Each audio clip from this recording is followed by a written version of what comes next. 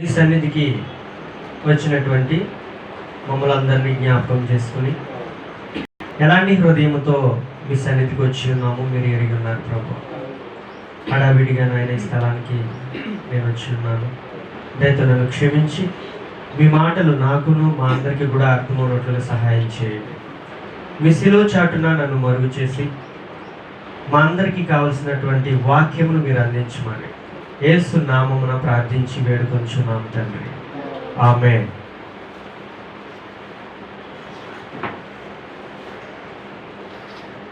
రెండవ సమూయేలు గ్రంథము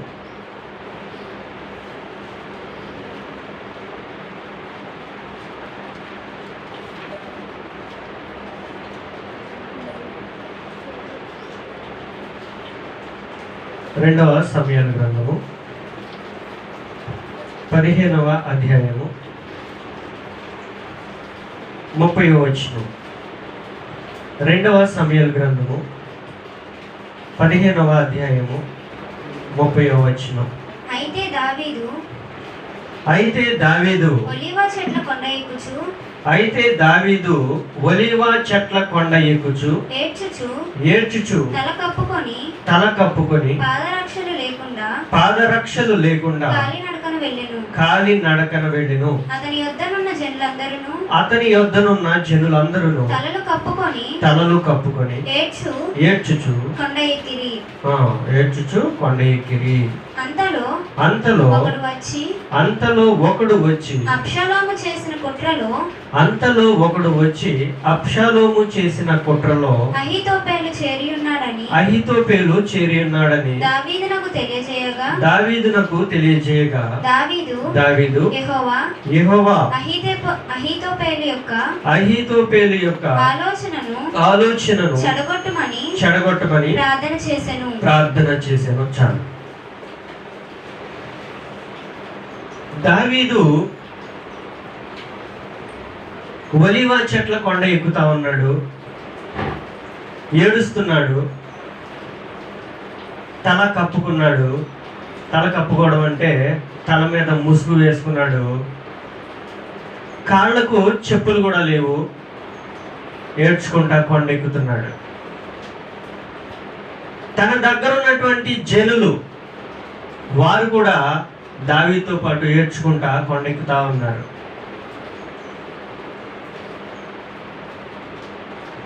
ఎన్నో యుద్ధాలలో జయము చూసినటువంటి దావీదుని ఓడించడానికి ఎంతమంది వచ్చినా సరే దావీదే వారిని ఓడించినటువంటి సందర్భాలు అనేకం ఉన్నప్పటికీ కూడా ఈ వాక్యాన్ని బట్టి చూస్తే దావీదు ఏడుస్తా తల కప్పుకొని కొండెక్కుతా ఉన్నాడు. చిన్న వయసులోనే దావీదు గొలియాతును ఓడించాడు. చిన్న వయసులోనే దావీదు గొలియాతును ఓడించాడు. గొలియాతును చూసి అనేకులు గడగడలాడిపోతుంటే దేవుని పక్షాన నిలబడి దావీదు ఓడించాడు గొలియాతుని. మరొక సందర్భంలో మరొక పెద్ద పులి వచ్చింది, దాన్ని కూడా ఓడించేశాడు. ఎన్నెన్నో విజయాలు సాధించినటువంటి దావీదు ఈ వచనానికి వచ్చేసరికి కాళ్ళకు చెప్పులు లేకుండా ఏడ్చుకుంటూ కొండెక్కుతా ఉన్నాడు. తన దగ్గర ఉన్నటువంటి తన స్వజనులు కూడా అలాగే ఏడుస్తా వెళ్ళిపోతా ఉన్నారు. అలా వెళ్తున్నటువంటి సందర్భంలో మరొక వ్యక్తి పరుగున వచ్చాడు. అతను ఒక మాట చెప్పాడు, అయ్యా, అబ్షాలోము చేసినటువంటి కుట్రలో అహీతోపేలు కూడా చేరాడయ్యా అని చెప్పాడు. చెప్పేసరికి దావీదు మరింత భయపడి ఏమంటున్నాడు, అంతలో ఒకడు వచ్చి అబ్షాలోము చేసిన కుట్రలో అహీతోపేలు కూడా చేరి ఉన్నాడని దావీదుకు తెలియజేయగా దావీదు యెహోవా అహీతోపేలు యొక్క ఆలోచన చెడగొట్టమని ప్రార్థన చేశాను. ఒక వ్యక్తి వచ్చి చెప్పాడు ఆ మాట. చెప్పేసరికి దావీదు ప్రార్థన చేస్తున్నాడు ప్రభువుకి, యెహోవా అహీతోపేలు యొక్క ఆలోచన చెడగొట్టండి. దేవుడు ఎవరి ప్రార్థన ఆలకిస్తారు? భక్తిహీనుల కోరికలను తీర్చుకుము. తీరుస్తారండి దేవుడు. ఎవరు దేవునికి లోబడి విరిగి నలిగిన హృదయంతో ఆయన పాదాల దగ్గర కూర్చుంటారో వారి ప్రార్థన దేవునికి ఇంపుగా ఉంటుంది. వారి ప్రార్థన దేవుడు వింటారు. విననేరక ఎండినట్లు నా చెవులు మందముగా ఉన్నవా, నేను వింటాను. మీరు చేసే ప్రార్థన నేను వింటా. కానీ ఎలాంటి హృదయంతో మనం ప్రార్థన చేయాలి? భారభరితమైనటువంటి హృదయంతో మనం ప్రార్థన చేసినప్పుడు, అనేకుల యొక్క ఆత్మల కొరకు, ఆత్మల యొక్క రక్షణ కొరకు మనం ప్రార్థన చేసినప్పుడు, నేను ఆత్మీయ జీవితంలో ఎదగలేకపోతున్నాను ప్రభువా, దాని కొరకు నాకు సహాయం చేయండి అని మనం ప్రార్థన చేసినప్పుడు మన ప్రార్థన దేవుడు వింటాడు.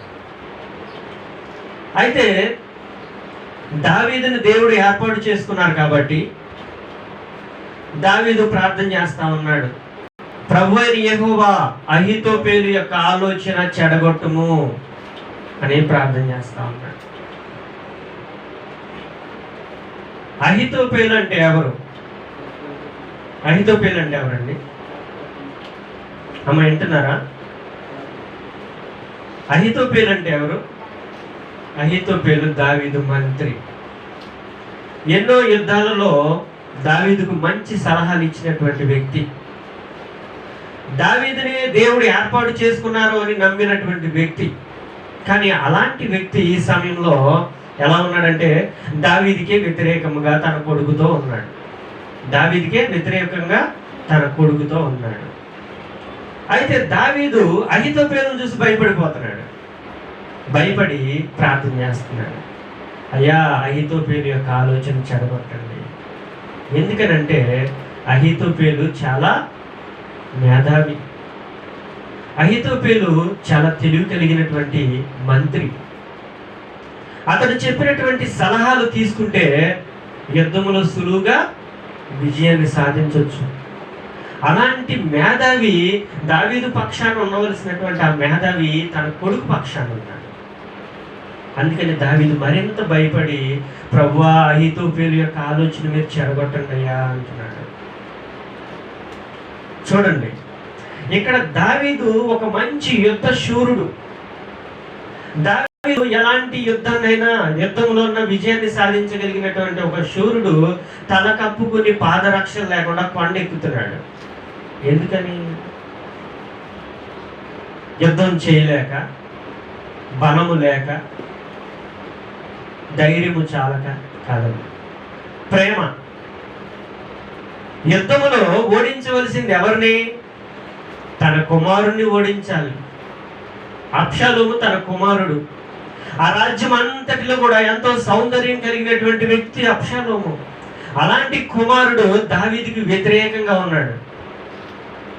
దావీదుకే వ్యతిరేకంగా ఉండి యుద్ధం చేయడానికి వస్తున్నాడు. తన తండ్రిని ఓడించి ఈ రాజ్యాన్ని సొంతం చేసుకుని, ఈ కుర్చీని సొంతం చేసుకోవాలని ఎదురు వస్తా ఉన్నాడు. దావీదుకి అర్థం కావట్లా, అతడు నా కుమారుడు, అతను చంపాలా లేదా అతను ఏం చేయాలో అర్థం కాక భయపడి కొండెక్కుతా ఉన్నాడు. ఈ రోజుల్లో మనము ఈ లోకంలో ఎవరినైనా ఎదిరించగలం కానీ, ఎవరితోనైనా ధైర్యంగా మాట్లాడగలం కానీ, ఎవరినైనా మాటల్లో ఓడించగలం కానీ మన ఇంటిలో మన పిల్లలకు సమాధానం చెప్పలేం. మన ఇంటిలో మన పిల్లలకు మనం సమాధానం చెప్పలేము. దేవుని వాక్యము సామెతల్లో ఒక మాట ఉంటుంది. ఏంటా మాట అంటే, బెత్తము వాడని వాడు తన కుమారునికి విరోధి. అంటే ఏంటి? దీని అర్థం ఏంటి? మరొక మాట ఏమని ఉంటుందంటే, బాలుడు నడవవలసిన త్రోవలు వాడికి నేర్పుము, పెద్దవాడైనాక వాడు ఆ మార్గము నుండి తొలగిపోడు. దావీదు తన కుమారులకి ఏం నేర్పించాడండి? బాలుడు నడవవలసిన త్రోవలు వారు నేర్చుకున్నారా? అయ్యో నా తండ్రి దినమునకు 7 మార్లు ప్రార్థన చేస్తా ఉన్నాడు, నా తండ్రితో దేవుడు ఉన్నారు, ఎలాంటి స్థితిలోనైనా నా తండ్రిని దేవుడు కాపాడుతున్నారు అని తన తండ్రి నేర్చుకున్న భక్తిని నేర్చుకున్నారా?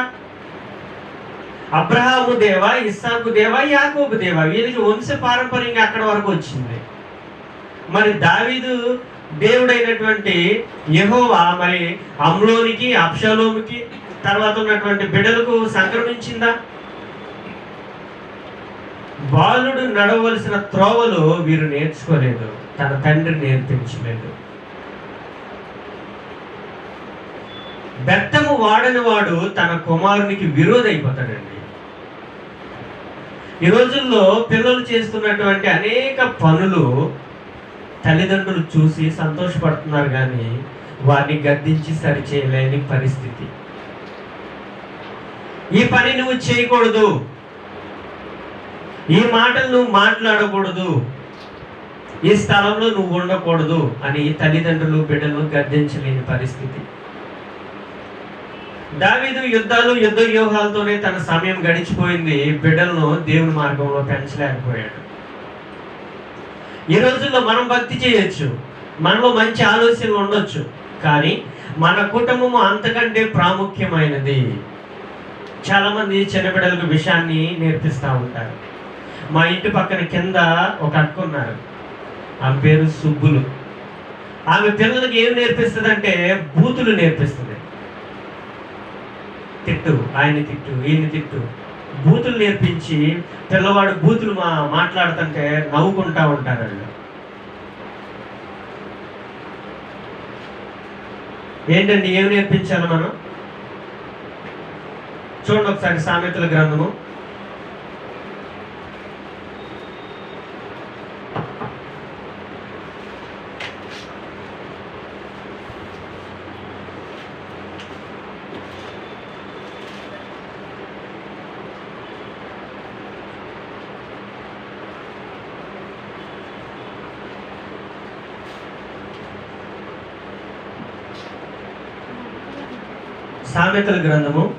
23వ అధ్యాయము 13వ వచనం ఒకసారి చూడండి. నీ బాలురను అంటే నీ పిల్లలను శిక్షించుట మానుకోవద్దు. బెత్తముతో వానిని కొట్టిన ఎడల వాడు చావకుండును. బెత్తముతో వానిని కొట్టిన ఎడల పాతాళమునకు తన ఆత్మ పోకోకుండా వాని ఆత్మను నీవు తప్పిస్తావు. చాలా మంది బిడ్డల మీద దెబ్బ కూడా పడినవారు. దేవుని వాక్యం ఏం చెప్తుందంటే, బెత్తము వాడని వాడు నువ్వు బెత్తంతో నీ కుమారుని సరి చేయకపోతే నీ మెడబట్టుకుంటాడు. 90% అలా పట్టుకుంటారు. ఒక 1% మంచోళ్ళు ఉంటారు, అర్థం చేసుకుంటారు, తండ్రి యొక్క కష్టాన్ని చూస్తారు. బెత్తం వాడకపోయినా కొంతమంది ఉంటారు. కానీ 90% మంది మనం బెత్తం వాడి అతని సరైన మార్గంలో మనం పెంచకపోతే తండ్రి మెడబట్టుకుంటాడు, చొక్కా పట్టుకుంటాడు, ఈడుస్తాడు బయటికి. దావీదు కూడా తన యొక్క భక్తిని తన బిడ్డలకు నేర్పించకపోవడాన్ని బట్టి ఇక్కడ దావీదుకే తన కుమారుడు ఎదురుగా వస్తూ ఉన్నాడు. తన తండ్రి యొక్క భక్తి అతనికి అర్థం కాదు, తన తండ్రి యొక్క శక్తి అతనికి తెలియదు, తన తండ్రిలో ఉన్నటువంటి విధేయత ఆయనకి అర్థం కాలేదు. నా తండ్రే కదా, ఏం చేస్తాడు, ఆయన తీసేస్తే కుర్చీ అంతా ఈ రాజ్యం నాదైపోద్ది అనుకుంటున్నాడు. కానీ అతడు దేవునితో సహవాసం కలిగి ఉన్నాడు, అతడు దేవుని యందు భయభక్తులు కలిగి ఉన్నాడు అన్న విషయం ఎవరికి తెలియట్లేదు, అబ్షాలోముకు అర్థం కావట్లేదు. చూడండి ఇక్కడ ఏమనుంది, నీ బాలులను శిక్షించుట మానుకొనకుము, బెత్తముతో వానిని కొట్టిన ఎడల వాడు చావకుండాను, బెత్తముతో వానిని కొట్టిన ఎడల పాతాళమునకు పోకుండా వాని ఆత్మను తప్పిస్తావు. చూడండి, మన బిడ్డలను బహు జాగ్రత్తగా వాళ్ళని శిక్షిస్తూ, వాళ్ళని గద్దిస్తూ, సరిచేస్తూ వాళ్ళని ముందుకు తీసుకెళ్తే వాని ఆత్మను మనం కాపాడిన వారం అయిపోతాం. వాని ఆత్మను మనం కాపాడిన వారం అయిపోతాం. వాళ్ళని మృదువుగా, సున్నితంగా, వాళ్ళు చెప్పే మాటలుగా అడుగులకు మడుగులుతా మనం అలా పెంచామనుకోండి, తల్లినైనా తండ్రినైనా ఏం చేస్తారు, చివరికి పక్కన పెట్టేస్తారు. అంతే. ఈ రోజుల్లో తల్లిదండ్రులు పిల్లల చేతిలో ఓడిపోవడానికి ప్రధానమైన కారణం ఏంటంటే బాలురు నడవలసిన త్రోవలు వారు తల్లిదండ్రులు నేర్పించటం లేదు. ఇది మంచి, ఇది చెడు, ఇది మీరు మాట్లాడకూడదు, ఈ వాక్యాన్ని ధ్యానించాలి, మీరు ప్రార్థన చేయాలి, ఈ సమయంలో మీరు ఇలా ఉండాలి, ఈ సమయంలో ఇలా ఉండాలని తల్లిదండ్రులు పిల్లలకు నేర్పించకపోవడాన్ని బట్టి బిడ్డలు తల్లిదండ్రులకు విరోధులైపోతా ఉన్నారు. ఇక్కడ దావీదుకి తన కుమారుడే విరోధైపోయాడు. తన కన్న తండ్రి ఎలా ఉన్నాడంటే ఒక శత్రువు లాగా కనబడుతున్నాడు దావీదు అబ్షాలోముకి. అతనికి మరొక వ్యక్తి తోడయ్యాడు. ఎవరు? అహీతోపెలు. వీరిద్దరూ కలిసి దావీదుని ఓడించాలని ఒక ప్లాన్ వేశారు. చూడండి కుమారుడు ఎంత స్థితిలో, ఎలాంటి ఆత్మీయ స్థితిలో ఉన్నాడు. కొన్ని అధ్యాయాలు ముందుకు వెళ్తే అబ్షాలోము గురించి ఏం రాయబడి ఉంటుందంటే, ఆ రాజ్యం అంతటిలో అబ్షాలోము అంత సౌందర్యవంతుడు మరి ఎవరునూ లేరు. అరికాలు నుండి నడినెత్తి వరకు ఏ లోపము అతనిలో లేదు. అలాంటి వ్యక్తి ఎక్కడ తన అన్నను హత్య చేయించాడు, పారిపోయాడు, మరలా వచ్చాడు, ఇప్పుడు తన తండ్రికే ఎదురుగా నిలబడ్డాడు. దీని అంతటికి కారణం ఏంటంటే ప్రేమ. అబ్షాలోము అలా చెడిపోవడానికి కారణం ఏంటంటే ప్రేమ, తన తండ్రి యొక్క ప్రేమ.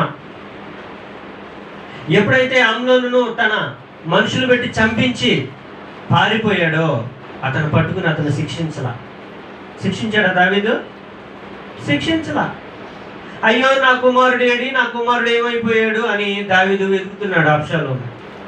అయ్యో ఇతను నరహంతకుడు కదా, తన అన్నను చంపించాడు, అతను సరి చేయకపోతే ఇతను ఏమైపోతాడో అని దావీదు అనుకోవాలి. కొన్ని సంవత్సరాల తర్వాత, ఇంచుమించు 3 సంవత్సరాల తర్వాత మరలా వచ్చాడు. వస్తే దావీదు కౌగిలించుకుని ముద్దు పెట్టుకున్నాడు అబ్షాలోము. అయ్యో కుమారుడు ఒక తన అన్నను చంపి నరహంతకుడైన ఆ కుమారుడిని ముద్దు పెట్టుకున్నాడు. అతను ఏమాత్రము శిక్షించలేదు. దేవుని వాక్యం చెప్పినట్లుగా తండ్రి శిక్షించిన కుమారుడు, తండ్రి శిక్షిస్తే జ్ఞానవంతుడు అవుతాడు, శిక్షించకుండా పెంచాడు అనుకోండి అతను ఏమైపోతాడంటే విరోధి అయిపోతాడు. అలాగే అబ్షాలోము కూడా ఎలాంటి శిక్ష అనుభవించుకోకుండానే క్షమాపణ పొందాడు కాబట్టి ఇప్పుడు ఒక 2 సంవత్సరాల తర్వాత తండ్రి మీదకి ఎదురు తిరిగాడు. దావీదు కుమారుడు పరిస్థితి ఎలా ఉందో చూడండి. ఒకసారి ఆదికాండము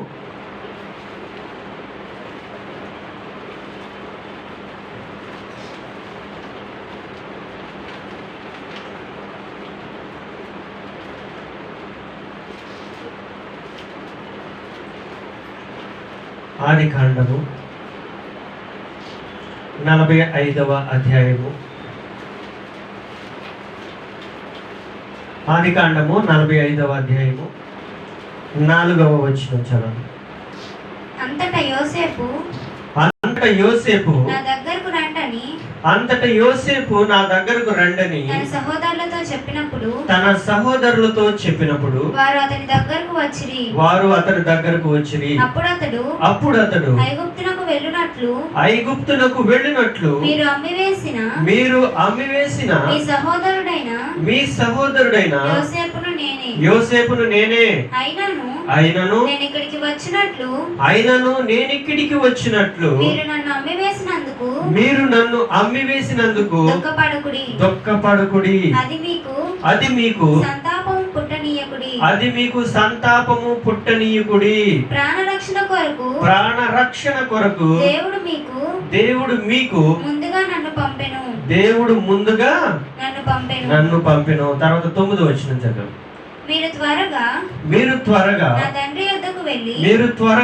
తండ్రి యొద్దకు వెళ్ళి అతనితో మీ కుమారుడైన యోసేపు దేవుడు నన్ను ఐగుప్తు దేశమంతటికి ప్రభువుగా నియమించెను. నా యొద్దకు రమ్ము, అక్కడ ఉండవద్దు. నీవు గోషేను దేశమందు నివసించెదవు. అప్పుడు నీవును నీ పిల్లలను నీ పిల్లల పిల్లలను నీ గొర్రెల మందలను నీ పశువులను నీకు కలిగిన యావత్తును నాకు సమీపముగా ఉండును. ఇంకను 5 కరువు సంవత్సరములు వచ్చును. ఇంకను 5 కరువు సంవత్సరములు వచ్చును గనుక నీకును నీ ఇంటి వారికి నీకు కలిగినదంతటికి పేదరికము రాకుండా అక్కడ నిన్ను పోషించుదనన్నాడని చెప్పుడి. చాలు. ఇక్కడ అన్నతో తన సహోదరుడు మాట్లాడుతా ఉన్నాడు. యోసేపు అన్నలారా నా దగ్గరకు రండి అన్నాడు. వారు వచ్చారు. మీరు భయపడొద్దు, మీరు నన్ను ఐగుప్తు దేశానికి అమ్మివేశానని నేను మిమ్మల్ని ఏ ప్రమాదానికి అప్పగించను, మీరు భయపడొద్దు. రాబో కాలములో దేవుడు మనందరినీ పోషించే నిమిత్తమే దేవుడు నన్ను ఇక్కడికి పంపారు. ఇది మీకు సంతాపము పుట్టింపని, అలా మీరు ఏమాత్రము బాధపడొద్దు. మీరు వెంటనే వెళ్ళండి మన తండ్రి దగ్గరికి. మన తండ్రిని, అక్కడున్న పిల్లలను అందరిని తీసుకురండి. నీ కుమారుడని యోసేపు ఐగుప్తు దేశంలో ప్రధానమంత్రిగా ఉన్నాడని మన తండ్రికి చెప్పండి. చెప్పి అతన్ని తీసుకుని రండి. ఇంకా 5 కరువు సంవత్సరాలు ఉన్నాయి. ఈ 5 కరువు సంవత్సరాల్లోనే నేను మిమ్మల్ని ఇక్కడ పోషిస్తాను. మిమ్మల్ని, మీ పిల్లలను కూడా తీసుకుని రండి. మీకు కలిగిన యావత్తు ఆస్తిని తీసుకుని రండి, ఇక్కడ పోషిస్తాను అని చెప్తా ఉన్నాడు. ఇక్కడ కుమారుడు దావీదు కుమారుడైనటువంటి అబ్షాలోము దావీదు ప్రాణం తీయటానికి ఎదురు చూస్తా ఉన్నాడు. ఇక్కడ యాకోబు కుమారుడైనటువంటి యోసేపు మీ ప్రాణాన్ని నేను కాపాడుతాను, నా దగ్గరకు రండి అంటున్నాడు. దావీదు తన కుమారునికి వాక్యాన్ని నేర్పించకపోవడాన్ని బట్టి తన ప్రాణం తీయడానికి ఎదురుగా వచ్చాడు అబ్షాలోము. ఇక్కడ చిన్న వయసు నుండే యాకోబు తన కుమారుడిని యోసేపుకి దేవుని వాక్యాన్ని నేర్పించాడు. తన తండ్రి నేర్పించిన సత్యాన్ని గట్టిగా పట్టుకున్నాడు యోసేపు. అన్నను గోతిలో పడవేసినప్పుడు నోరు విప్పలేదు. తనను ఐగుప్తు దేశానికి అమ్మేసినప్పుడు కూడా యోసేపు నోరు విప్పలేదు. ఫరో ఇంట్లో ఒక స్త్రీ ద్వారా శోధన వచ్చినప్పుడు కూడా ఇట్టి జారకార్యం చేసి నేను దేవుని దృష్టిలో ఎలాగ తప్పించుకుంటాను అని పారిపోయాడు. దేవుడు మొదటగా అన్నదమ్ముల నుంచి ఒక శోధన పెట్టాడు యోసేపుకి. ఆ శోధనలో జయించాడు. తల్లిదండ్రులు, అన్నలు అతను అర్థం చేసుకోలేదు. నీ పనులన్నీ లేచి నాకు సాగిలు పడుతున్నాయి అంటే గద్దించారు. అప్పుడు కూడా అర్థం చేసుకోలేదు. పోతిఫర్ ఇంట్లో ఒక శోధన వచ్చింది, అప్పుడు కూడా జయించాడు. చివరికి జైల్లో వేశారు. అక్కడ కూడా నమ్మకంగా ఉన్నాడు. కాబట్టి దేవుడు తీసుకెళ్ళి సింహాసనం మీద కూర్చోబెట్టాడు. దేవుని వాక్యాన్ని వింటున్నటువంటి మనము, దేవుని వాక్యాన్ని ధ్యానిస్తున్నటువంటి మనము, మన విశ్వాసానికి అనేక శోధనలు ఎదురవుతూ ఉంటాయి, అనేక క్లిష్టమైన పరిస్థితులు ఎదురవుతూ ఉంటాయి. అవన్నిట్లో మనము ప్రభు పక్షాన నిలబడి దీనికి నేను పాత్రుడనే అని మనం గనక ప్రభు పక్షాన నిలబడితే చివరికి జయాన్ని చూడగలుగుతాం. మన బిడ్డలు పోషించుకోగలుగుతాం, మన తల్లిదండ్రులు పోషించుకోగలుగుతాం, మన అన్నలను తమ్ముళ్ళు అందరినీ కూడా దేవుని ఎదురు నడిపించగలం. వాక్యాన్ని ధ్యానించినటువంటి అబ్షాలోము తన తండ్రి ప్రాణాన్ని తీయడానికి చూస్తా ఉన్నాడు. వాక్యానికి లోబడినటువంటి యోసేపు తన అన్నలను కాపాడుకోవడానికి ఆతృత పడుతూ ఉన్నాడు. మీరు సంతాపపడొద్దు, మీరు దుఃఖపడొద్దు. దేవుడే ఇలాంటి కార్యాన్ని చేశారు. రాబో కాలంలో మిమ్మల్ని అందరినీ పోషించి నిమిత్తము ముందుగానే దేవుడు నన్ను అక్కడికి పంపించారు, మీరు సంతాపపడొద్దు అని చెప్తున్నాడు యోసేపు. చూడండి, యోసేపుకి అబ్షాలోముకి ఎంత తేడా ఉందో చూడండి. ఒకరు చీకటైతే ఒకరు వెలుగుగా ఉన్నారు. ఒకరు ఆశీర్వాదం అయితే మరొకరు శాపంగా ఉన్నారు. బైబిల్ చరిత్ర అంతట్లో అబ్షాలోము అంత దుర్మార్గుడు మరొకడు లేడు. బైబిల్ చరిత్ర అంతట్లో యోసేపు అంత విశ్వాసం కలిగిన వ్యక్తి కూడా మరొకరు కనపడరు. యోసేపు యేసు ప్రభు చరిత్రను పోలి ఉంటాడు. అబ్షాలోము ఇస్కరియోతు యోధాని పోలి ఉంటాడు. తన తండ్రికి ఎదురు వెళ్తా ఉంటాడు. చూడండి, ఇద్దరు కుమారులే, ఇద్దరు కూడా ఆశీర్వదించబడినటువంటి కుటుంబాల నుంచి వచ్చిన వారే వీరు. యాకోబు ఆశీర్వదించబడ్డాడు, దావీదు ఆశీర్వదించబడ్డాడు. యాకోబు దావీదులో పోల్చుకుంటే ఎన్నో కష్టాలు దావీదుకి ఎక్కువ ఉన్నాయి. కాబట్టి ఒకరు కుమారుడు ఆశీర్వాదానికి వారసుడైతే మరొకరు కుమారుడు శాపానికి వారసుడైపోయాడు. అబ్షాలోము యొక్క కళేబరంని ఎత్తి గోతులకు విసిరేశారు. అలాగే యోసేపు యొక్క దేహాన్ని కూడా ఇసిరి అవతల పారేశారా? ఎక్కడ పారేశారు? ఏం చేశారు? అబ్షాలోము యొక్క కళేబరాన్ని ఎత్తి గోతులకు విసిరారు. మరి యోసేపు యొక్క దేహాన్ని ఏం చేశారు? సుగంధ ద్రవ్యాలతో బహు జాగ్రత్తగా కాపాడి, మీరు కానాను దేశానికి వెళ్ళేటప్పుడు నన్ను ఇక్కడ ఉండొచ్చొద్దు, నన్ను అక్కడ తీసుకెళ్ళిపోండి, వాగ్దాన దేశానికి నన్ను కూడా తీసుకెళ్ళిపోండి అన్నారు. తన శవాన్ని కూడా వాగ్దాన దేశానికి తీసుకెళ్ళిపోయారు. నీతిమంతుని అన్నడు చేయి విడవడండి దేవుడు. విడిచిపెడతారా? దేవుని యందు భయభక్తులు కలిగిన వారిని అన్నడు విడిచిపెట్టరు. దావీదు గడగడగడమని ఒలిగిపోతా ఉన్నాడు.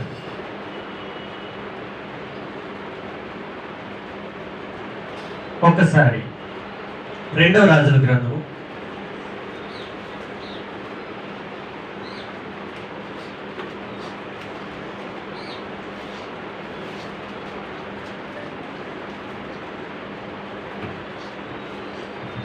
2వ రాజుల గ్రంథము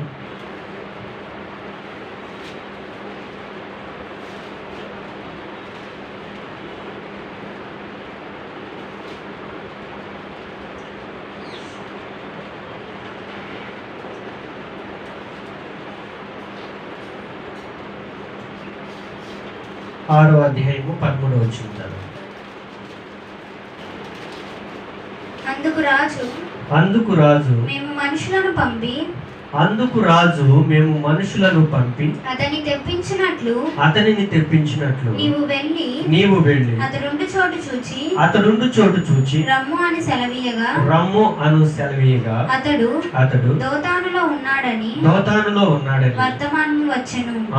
కాబట్టి రాజు అచ్చటికి గుర్రములను రథములను గొప్ప సైన్యమును పంపెను. వారు రాత్రి వేళ వచ్చి నలుదిశలను పట్టణమును చుట్టుకొనగా దైవజనుడైన అతని పనివాడు పెందలకాడ లేచి బయటికి వచ్చినప్పుడు గుర్రములను రథములను గల సైన్యము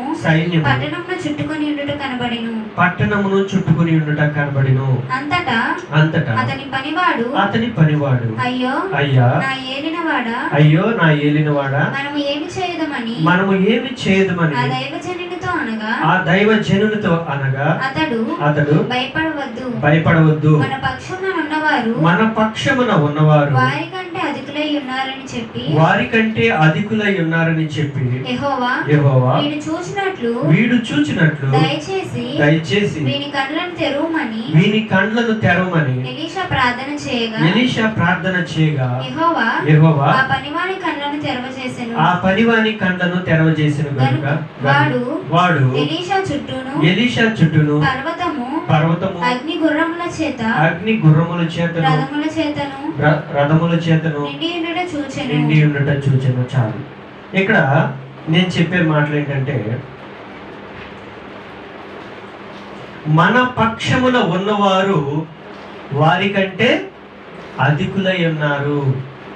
ఈ సందర్భం ఏంటంటే, సిరియా రాజు ఇశ్రాయేల్ రాజుతో యుద్ధం చేయాలని చెప్పి ఆలోచించి, ఫలానా స్థలంలో ఇశ్రాయేల్ రాజు ఉన్నాడు, మనం సైన్యంతో వెళ్ళి అతను పట్టుకుని అతను ఓడించాలి అని అనేక మార్లు సిరియా రాజు తన సైన్యాన్ని పంపుతా ఉన్నాడు ఇశ్రాయేల్ రాజును పట్టుకోవాలని. అనేక మార్లు అలా ప్రయత్నం చేస్తూ ఓడిపోతా ఉన్నాడు. వీరు ఎప్పుడైతే ఆ స్థలానికి వెళ్ళేసరికి అక్కడి నుండి ఇశ్రాయేల్ రాజు మరొక స్థలానికి వెళ్ళిపోతున్నాడు. అలాగా మాటిమాటికి ఆయన దొరకకపోవడాన్ని బట్టి ఆ సిరియా రాజు ఏమయ్యాడంటే కల్లోల పడ్డాడు. ఇదేంటి, పలానా స్థలంలో ఇశ్రాయేల్ రాజు ఉన్నాడని మనకు వర్తమానం వస్తుంది, మనం అక్కడికి వెళ్ళేసరికి అతను వెళ్ళిపోతున్నాడు, తప్పించుకుంటున్నాడు, ఇది ఎలా జరుగుతుంది? కాబట్టి మనలో వారికి సంబంధించిన మనుషులు మనలో కూడా ఉన్నారు. మనం ఇక్కడ మాట్లాడుకునే మాటలు అతనికి తెలియపరుస్తున్నారు కాబట్టి అతను తప్పించుకుంటున్నాడు. మనలో ఎవరు ఆ ద్రోహి ఎవరో చెప్పండి అని ఒక సమావేశం ఏర్పాటు చేశాడు. వారిలో ఒక అతను లేచాడు, అయ్యా, ఇశ్రాయేలీల పక్షంలో మనలో ఉన్నవారు ఎవరు లేరు, కానీ ఇశ్రాయేలు రాజ్యంలో ఒక ప్రవక్త ఉన్నాడు. మన ఇంటిలో మనం ఏమైతే మాట్లాడుకుంటామో, ఈ రాజభవనం ముందు మనం ఏదైతే మాట్లాడుకుంటామో అతడు అక్కడ ఉండి వినగలడు, అతడు అక్కడ ఉండి గ్రహించగలడు. కాబట్టి అతనే దీనికి కారణము, ఆ రాజును తప్పించడానికి కారణం అతనేదయ్యా అని చెప్పినప్పుడు ఆ యొక్క దైవజనుడు ఎక్కడున్నాడో అతను తీసుకురండి అని చెప్పి సైన్యాన్ని పంపించాడు సిరియా రాజు. వీళ్ళు వచ్చేసారు. వచ్చి అతనున్న స్థలాన్ని చుట్టూతా సైన్యం అంతా నిండిపోయి ఉంది. గుర్రాలు, రౌతులు అందరూ వచ్చారు. పెందల కాడే లేచాడు. ఎవరు? పనివాడు. తన పనివాడైన గెహాజీ పొద్దున లేచి బయటకు వచ్చేసరికి చుట్టూతా సైన్యమే. చుట్టూతా సైన్యము, గుర్రాలు, వీటిల వారు కత్తులు పట్టుకున్నారు, డాళ్ళు పట్టుకున్నారు, బాణాలు పట్టుకున్నారు. వాళ్ళు చూసేసరికి గుండె గుబేలు మంది అంతే. ఎందుకనంటే ఒక సమస్య మన ముందు కనబడినప్పుడు ప్రార్థన లేని వారికి గుండె ఏమైపోతుందంటే గుండె గుబేలు అంటది. ఈ సమస్య నుండి ఎలా బయటకు వస్తాం? ఈ సమస్య నుండి మనం ఎలా బయటకు వస్తాం? ఇది చాలా ఎత్తైన గోడ, ఇది చాలా ఎత్తైన దుర్గము, దీన్ని మనం ఎలా చేయిస్తాం అని గడగడగడ అనుకుంటా పరుగును లోనకు పారిపోయాడు. మళ్ళీ బయటకు వచ్చాడు, సైన్యాన్ని చూశాడు. ఆ సేవకుడు మరల లోనకి పారిపోయి, అయ్యో నా ఏలినవాడా, మనం ఎలా తప్పించుకుంటాము? సిరియా సైన్యం అంతా మనం చుట్టుముట్టేశారయ్యా, మనం ఇప్పుడు ప్రాణం పోయే పరిస్థితిలో ఉన్నాము అని గడగడగడ ఉనికిపోతున్నాడు. ఎలీషా అన్నాడు, భుజం మీద చేసి కంగారు పడొద్దు, భయపడొద్దు. మన పక్షమున ఉన్నవారు వారికంటే అధికులై ఉన్నారు. శత్రువు ఎంతటి బలవంతుడైనప్పటికీ, శత్రువు ఎంతటి జ్ఞానవంతుడైనప్పటికీ, అతనికి ఎంత డబ్బు ఉన్నప్పటికీ, ఎంతటి పరపతి ఉన్నప్పటికీ కూడా నీ ముందు నిలవలేడు. ఎందుకనంటే నీవు నన్ను ప్రేమిస్తా ఉన్నావు,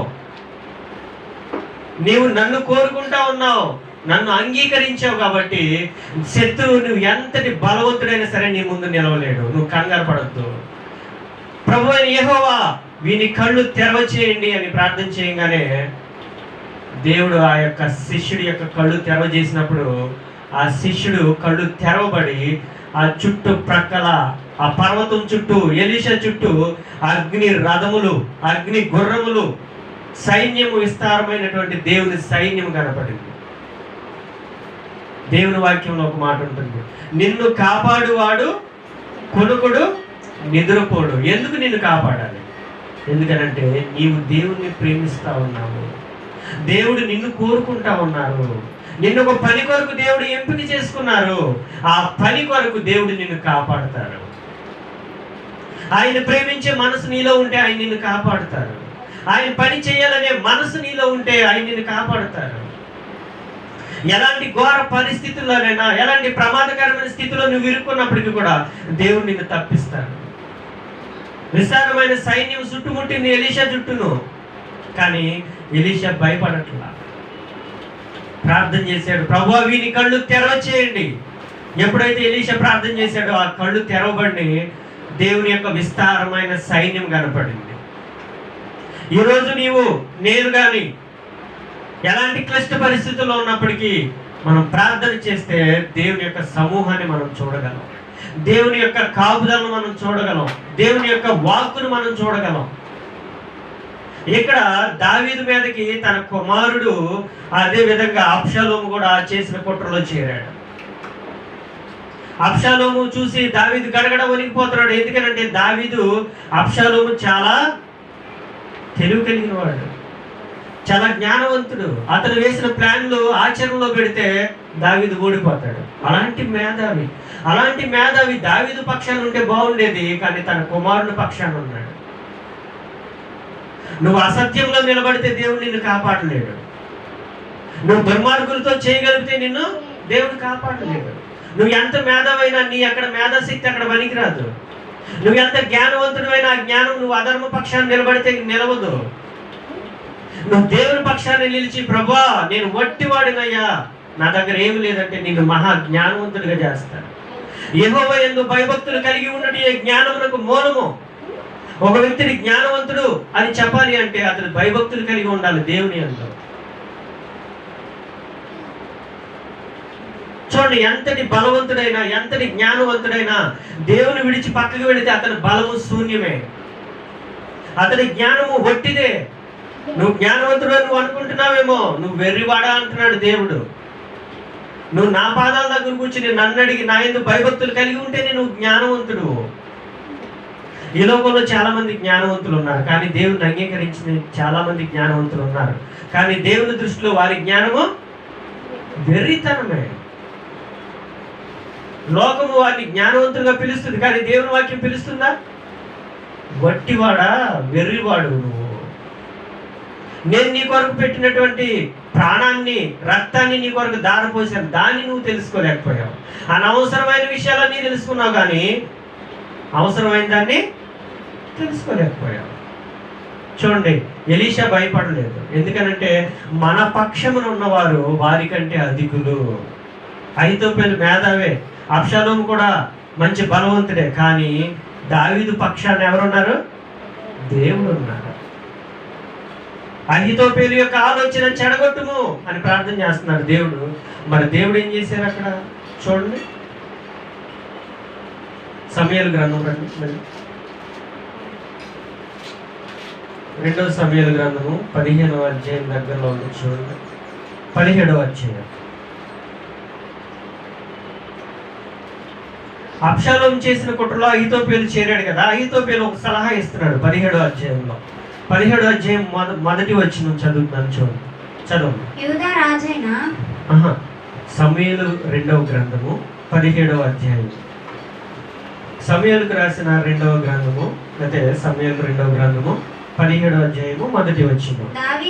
దావీదు అలసట నుండి బలహీనముగా ఉన్నాడు గనుక నేను అతని మీద పడి అతనిని బెదిరించిన ఎడల అతని యొద్దనున్న జనులందరూ పారిపోతారు.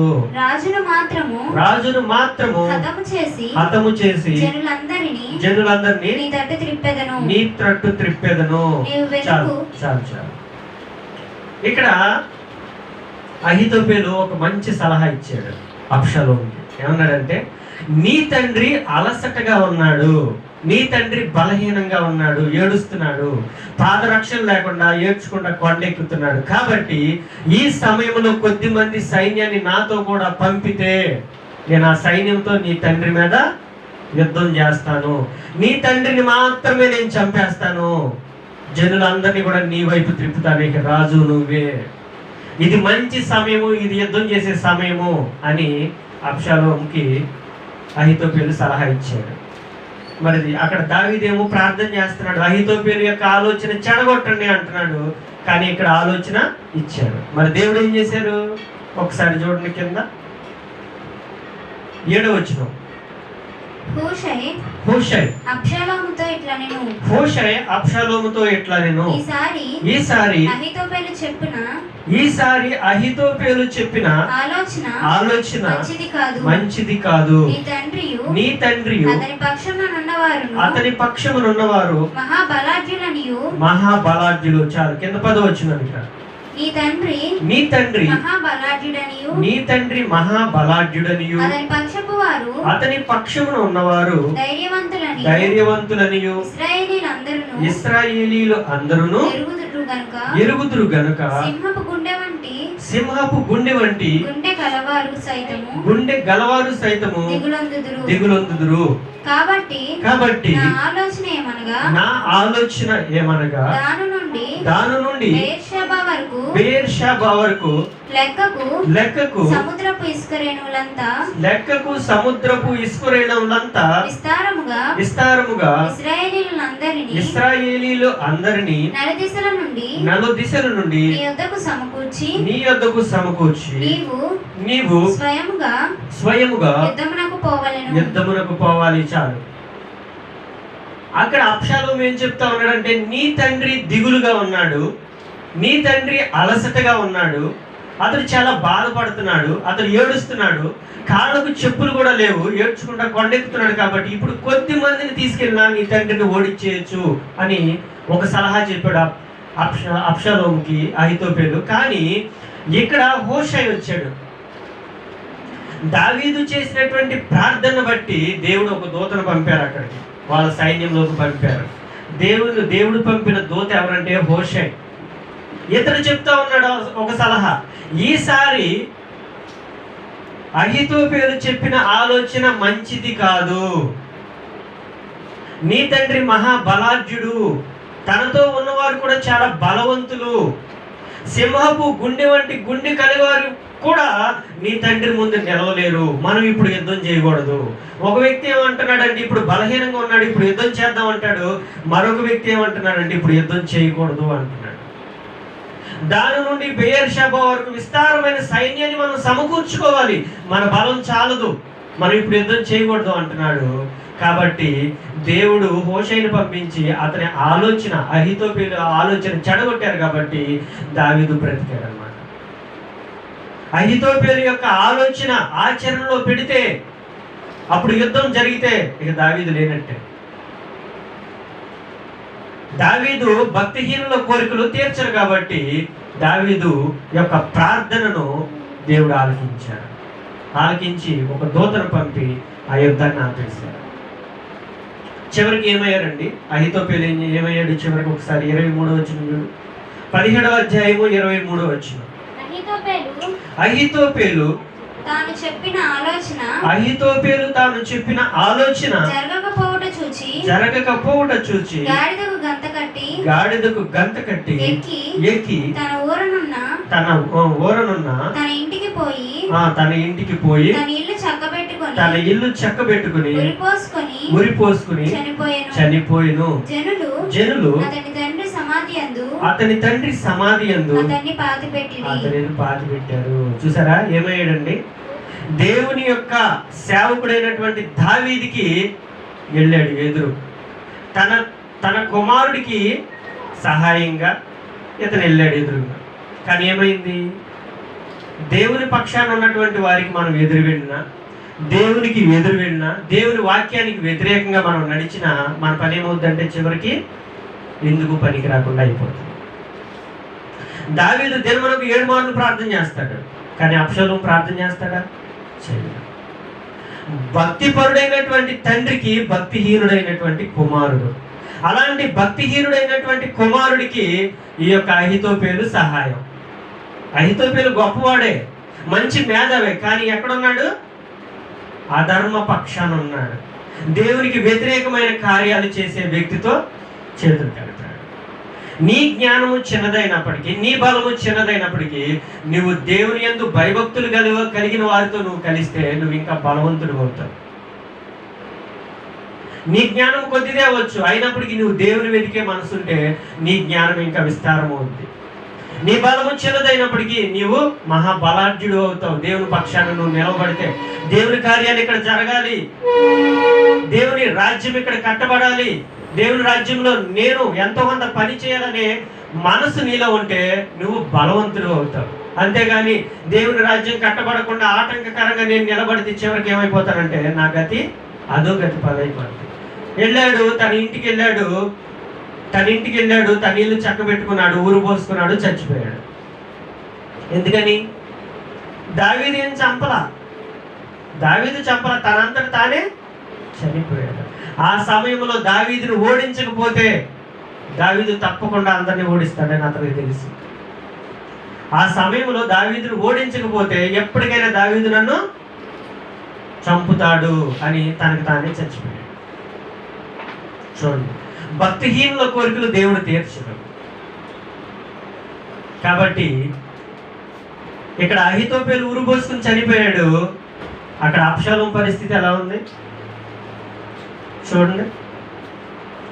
18వ అధ్యాయము 9వ వచనం చూడమ్మా. అబ్షాలోము కంచర గాడిద మీద ఎక్కిపోవచ్చు. అబ్షాలోము కంచరి గాడిద మీద ఎక్కిపోవచ్చు. దావీదు సేవకులకు ఎదురాయను. అతని కంచరి గాడిద యొక్క గొప్ప మస్తకి వృక్షం యొక్క చిక్కు కొమ్మలు కిందకు పోయినప్పుడు అతని తల చెట్టుకు తగులుకొనినందున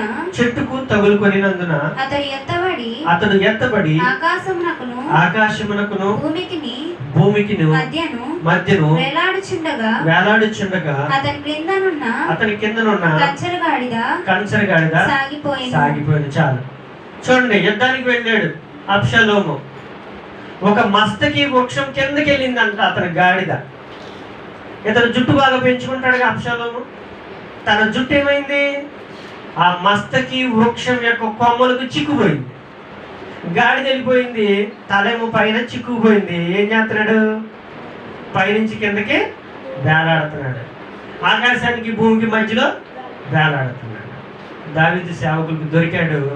యోబాబు 3 బాణాలు తీసుకున్నాడు, కరెక్ట్గా గుండెలకు గురిపెట్టాడు, కొట్టేశాడు, చనిపోయాడు. చనిపోతే అతని కళేబరాన్ని ఎత్తారు, తీసుకెళ్ళి గోతులు పడేశారు. ఒక రాజకుమారుడి యొక్క దేహము ఒక కుక్క చస్తే ఈడ్చి అవతల పారేసినట్టుగా అతని జీవితం అయిపోయింది. ఎందుకని అయిపోయింది? అతడు తండ్రికి విరోధైపోయాడు. చూడండి, ఎఫెసీ పత్రిక 6వ అధ్యాయము మొదటి వచ్చిన ఒక్కసారి చూడండి.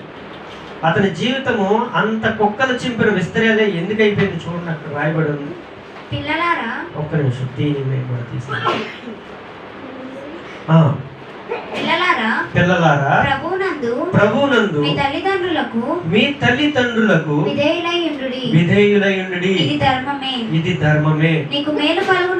నీకు మేలు కలుగునట్లు నీ తండ్రిని తల్లిని సన్మానించుము. అప్పుడు నీవు భూమి మీద దీర్ఘాయుష్మంతుడువు అవుతావు. నీవు భూమి మీద దీర్ఘాయుష్మంతుడుగా ఉండాలంటే నీ తల్లిని తండ్రిని సన్మానించాలి. ఏం చేయాలండి? చాలా మంది తండ్రిని చులకనగా మాట్లాడతారు. యారా వరే పోరా ఉంటారు.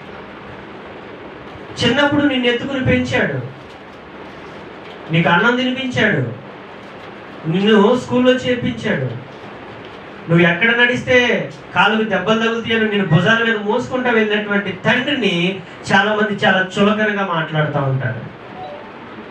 తల్లిని చులకనగా మాట్లాడతాను. నేను ఒక చోట టీవీ చేయడానికి కొండెక్కితే నేను ఇటువైపు నుంచి వెళ్ళాను. అటువైపు ఇంకొక గుమ్మ ఉంది, చిన్న గది ఉంది. ఆ గదిలో వాళ్ళ అమ్మగారు ఉంది. వాళ్ళ అమ్మ పిలుస్తుంది, అమ్మ తలుపు తీ అని. నువ్వు తలుపు తీయకుండా ఆమె తిడుతుంది. నేను మాట్లాడకూడదు, ఆ మాటలో తిడుతున్నాను. నిన్ను కని పెంచినటువంటి తల్లికి వృద్ధాప్యంలో నువ్వు సహాయం చేయకపోతే, వాళ్ళని సన్మానించకపోతే, సన్మానం అంటే ఒక శాలువ తీసుకొచ్చి కప్పడం కాదండి. వాళ్ళు వృద్ధాప్యంలో ఉన్నప్పుడు బహు జాగ్రత్తగా వాళ్ళని కాపాడాలి. నువ్వు చేయగలిగినంత వరకు కాపాడాలి. వాళ్ళని రోజు పూల్లో కూర్చోబెట్టమని దేవుని వాక్యం చెప్పదు. నువ్వు చేయగలిగిన సహాయం వరకు చేయాలి. అలా కాకుండా వాళ్ళు దూషించిన, వారికి వ్యతిరేకమైన, వారిని ఇంకా ఏదైనా చేసినా ఏమవుతావంట? నీవు భూమి మీద దీర్ఘాయుష్మంతుడుగా నువ్వు ఉండాలంటే నీ తల్లిని తండ్రిని సన్మానించాలి. అంటే బహు జాగ్రత్తగా వారిని కాపాడాలి. అబ్షాలోము కాపాడా? నీ అంతేంటో తేలుస్తాను రా అంటున్నాడు. ఈ కుర్చీ నాకు కావాలి, నువ్వే నాకు ఆటంకం అయిపోయావు. నువ్వు కూర్చున్నావు, నిన్ను తప్పించాననుకో ఇక నేనే రాజుని అనుకుంటున్నాను. ఈ రోజుల్లో తల్లిదండ్రుల్ని ఓడించడానికి బిడ్డలు అలా ఉన్నారు. ఎందుకంటే బాలుడు నడవలసిన త్రోవలు వారికి తల్లిదండ్రులుగా నేర్పించట్లేదు. వారు చేసేటటువంటి అనేకమైన పనికి మాలిన వాటికి తల్లిదండ్రులు సపోర్ట్గా నిలబడతా ఉన్నారు. కుమారుడు బూతులు తిట్టినా వారిని ప్రేమిస్తూనే ఉంటారు. కుమారుడు ఇంకేదైనా చేసినా, ఇంకేదైనా తప్పు చేసినా, దొంగతనం చేసినా, ఏం చేసినా సరే తల్లిదండ్రులు వారికి సపోర్ట్గా నిలవడాన్ని బట్టి తల్లిదండ్రులే బిడ్డలను పాడు చేస్తూ ఉన్నారు. కాబట్టి బిడ్డలు పెద్దవారు అయ్యి తల్లిదండ్రుల యొక్క గొంతును పట్టుకుంటున్నారు. యోసేపు అలా లేడు. ఎలా ఉన్నాడు? చిన్న వయసు నుండి తండ్రి నేర్పించిన సత్యాలు బహు జాగ్రత్తగా నేర్చుకున్నాడు కాబట్టి అన్నలు అతనికి వ్యతిరేకమైన సరే వారిని ప్రేమించాడు, గోతులో పడేసినా సరే సహించాడు, మరొక స్థలంలో ఉన్నప్పటికీ కూడా సహించాడు. ఎక్కడ ఉన్నప్పటికీ దేవుని యందు భయభక్తులు కలిగి ఉన్నాడు కాబట్టి ఐగుప్తులో సింహాసనం ఎక్కించాడు దేవుడు. మనం ఏదైతే నేర్చుకుంటున్నామో, ఏ వాక్యాన్ని అయితే మనకు పదే పదే వినబడుతుందో దాన్ని మన పిల్లల్లో మనం చూడలేకపోతే, మనలో ఆ కొన్ని పోలికలైన మనలో కనబడకపోతే మనం కూడా ఓడిపోతాం చివరికి. నాకు అక్క ఉన్నారు, బంధువు, మా పిన్ని గారు అమ్మాయి. తన కుమారుడు చిన్నగా దొంగతనాలు చేయడం ప్రారంభించాడు. పెన్నులు, పెన్సిళ్ళు ఇలాంటి దొంగతనం చేసుకుంటున్నాడు పుస్తకాలు. సరి చేశారా? కొద్ది కాలం అయిన తర్వాత జేబులో డబ్బులు దొంగతనం చేస్తున్నాడు. మేము బందర్ వెళ్ళాం, నా జేబులో 10,000 ఉన్నాయి. నేను 10,000 నేను బయటికి రానని మీరు అనుకోవద్దు, అప్పు కట్టడానికి వెళ్తున్నాను. 10,000 ఉన్నాయి. అవన్నీ ఒక చోట పెట్టి రబ్బర్ బ్యాండ్ పెట్టి లోపల పెట్టాను. ఆ రాత్రి పడుకున్నాం, పొద్దున్నే చూస్తే 500 తగ్గింది. నేను అక్కడ చూసుకోవాలా, ఇంటికి వచ్చిన తర్వాత చూసుకున్నాను. అట్లున్నట్టు మా ఇంటికి వెళ్ళాను, అక్కడ అప్పు కట్టాలి, బ్యాంక్ అప్పు కట్టాలని అటు వెళ్ళిపోయాను. అక్కడికి వెళ్ళి చూసుకుంటే 500 తగ్గింది. ఫోన్ చేశాను, అక్క రాత్రి ప్యాంట్ అక్కడ తగిలిచ్చాను, ఒక 500 తగ్గింది, అక్కడ కింద పడిపోయిందేమో ఎతకండి అన్న. అందుకని నీ కొడుకు తీశాడు అని నేను చెప్పలా. కింద ఏమన్నా అక్కడ ఏమైనా పడిపోయిందని ఎతకండి అన్న. ముందు మా పిన్ని ఎత్తింది, తెచ్చి చెప్పాను మా పిన్నికి. అయితే మనోడు పని 500 మన జేబులో ఉన్నట్టే అనుకున్నాడు. తెలుసుగా మనోడు దొంగ, ఈడే తీసుంటాడు, ఈరోజు చికెన్ తెచ్చుకోవచ్చు అనుకుని ఉంటారు వాళ్ళు. తర్వాత మా అక్కకి చెప్పాడు, ఉపయోగం లేదు. అయ్యా ఇక్కడేం పడలేదయ్యా అన్నారు.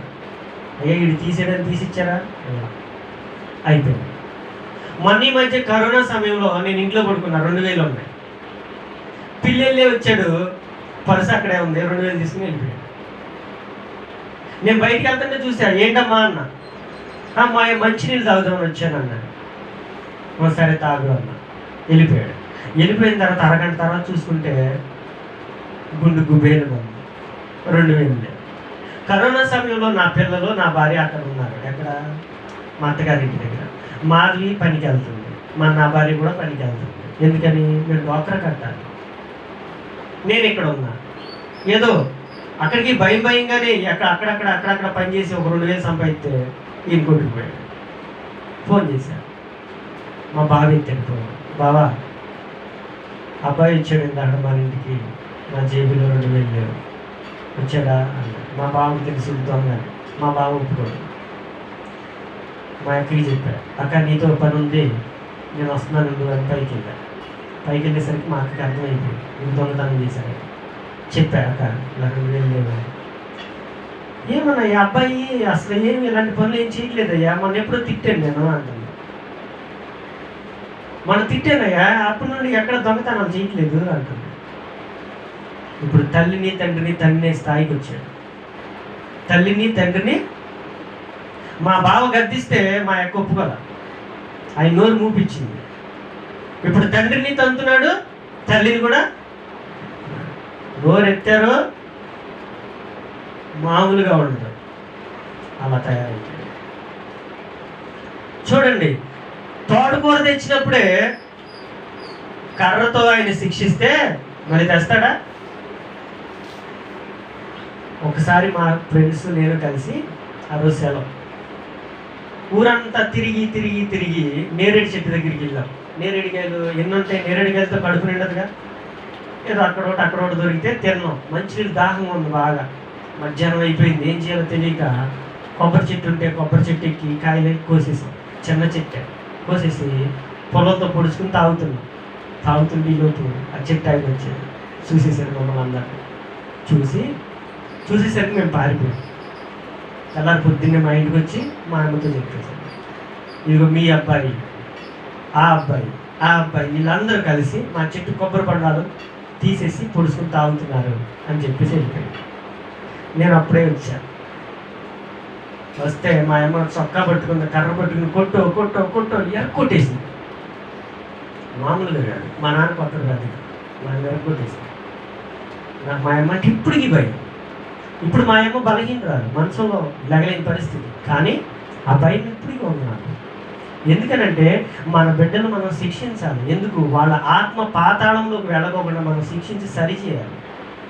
అవి నన్ను ఏం చేయలేదు, ఇప్పుడు నన్ను కొట్టలేదు. అప్పుడు నన్ను కొడతావా అని నేను చాసి చంప మీద కొడతానా? నా మంచి కొరకు చేసింది కాబట్టి ఆ దొంగతనం అక్కడితోనే ఆగిపోయింది. నేను లైట్గా అక్కడక్కడ జేబుల్లో చిల్లర తీసేవాడిని, అవి కూడా ఆగిపోయింది. ఒకసారి గుడిలో కూడా డబ్బులు ఎత్తుకొచ్చాను. గుడి అంటే చర్చి కాదు, హిందువుల గుడి. కొట్టో ఎరగొట్టేసింది పట్టుకుని, మామూలుగా కాదు. మా అక్కోళ్ళు అడ్డొచ్చారు, వాళ్ళు కూడా ఒప్పుకోవాలి. అలాగ బిడ్డను శిక్షించి సరిచేస్తే పెద్దవాడైనాక వాడు ఆ మార్గం నుండి తొలగిపోయాడు. చిన్నప్పుడే వాడిని అలా వదిలేస్తే ఏమైపోతాడు? చిన్నప్పుడే అప్షలోము సరిచేయాలి తండ్రి, చివరికి ఏమైపోయాడు? తన తండ్రికి ఎదురైపోయాడు. తన తండ్రి మెడబట్టుకుని అతను చంపాలనుకుంటున్నాడు. కాబట్టి మనలో చిన్నపిల్లలు ఉన్నారు, బహు జాగ్రత్తగా మనం ప్రార్థన చేసుకుంటాం.